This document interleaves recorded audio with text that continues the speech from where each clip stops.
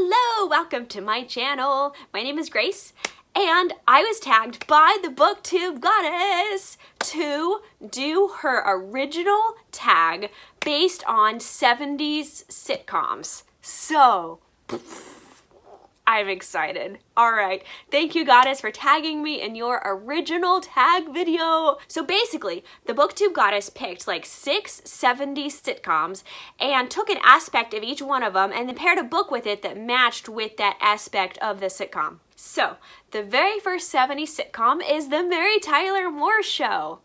I loved watching Mary Tyler Moore and the Dick Van Dyke Show because my parents had all the DVDs of the Dick Van Dyke Show, and they loved putting those on in the background. One of the main aspects of the Mary Tyler Moore Show was that it featured a single career woman. So for this one, I'm going to pick The Queen of the Tierling by Erica Johansson.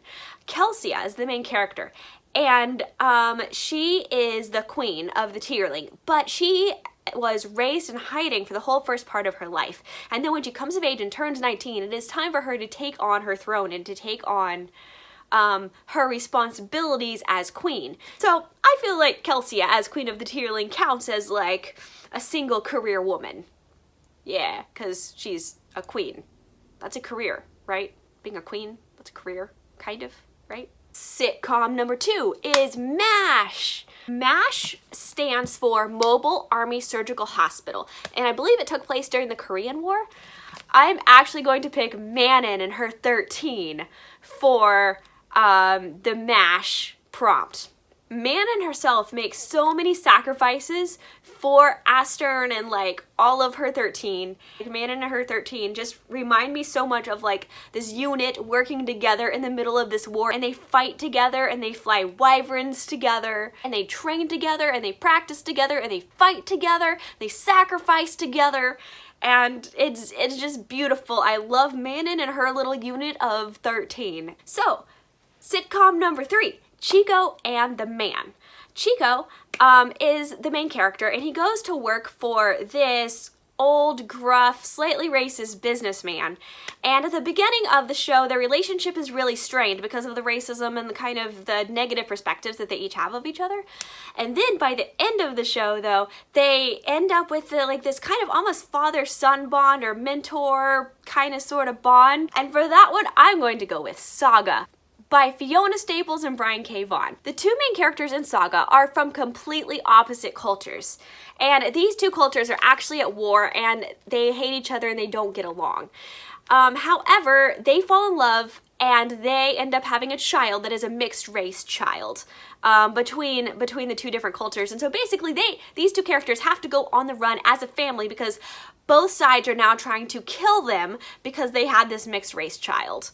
And they are in love and they are together, and it's basically their journey as a family to survive this war of their two cultures. Prompt number 4 is the TV show What's Happening. It's about 3 teenage boys trying to navigate high school and friendship. Since the sitcom What's Happening is about a group of high school friends who are just trying to figure out life, I'm gonna pick the Raven Boys. The Raven Boys is about this group of high schoolers who are on this magical search to find this king that can grant them a wish once they awaken him.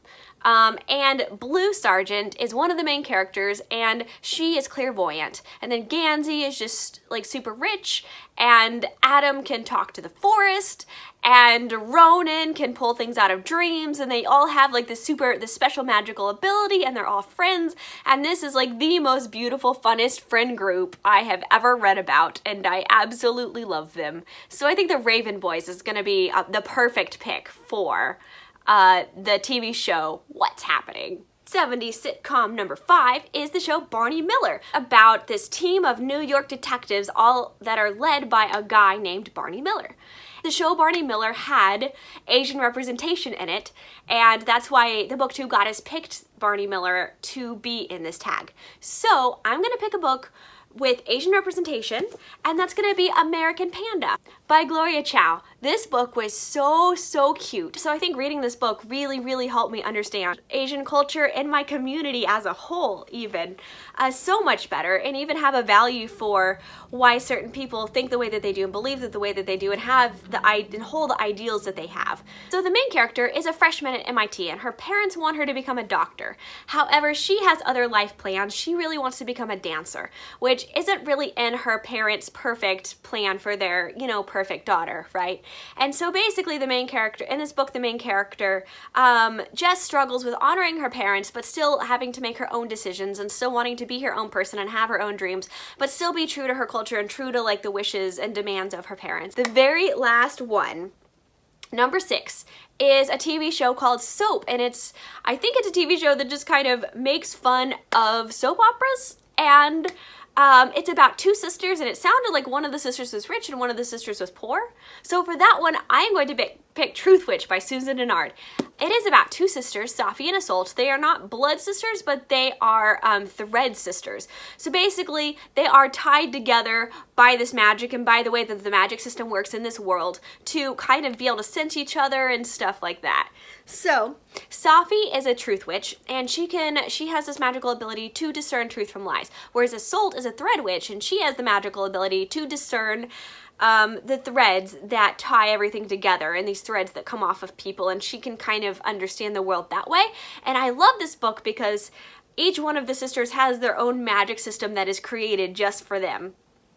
And it's really good at diving into each of their backstories, and it's really good at bringing out their sisterly bond, and it's just absolutely beautiful, and it's like my go-to magical sister kind of book. I get to tag people now, hang on.